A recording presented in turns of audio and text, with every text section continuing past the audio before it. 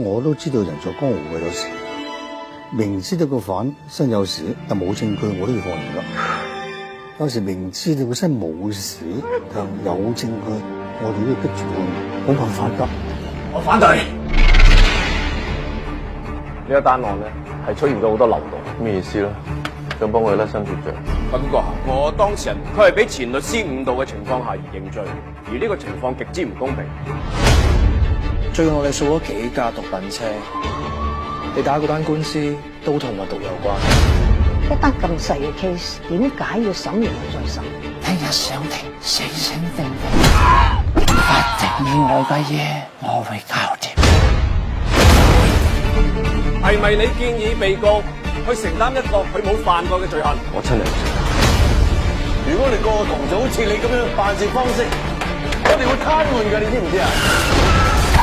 冇證據冇人證，我有咩辦法啊？同被告辯護唔係你嘅責任，就 come back。我哋要堅守我哋嘅信，維護法律本來嘅初心。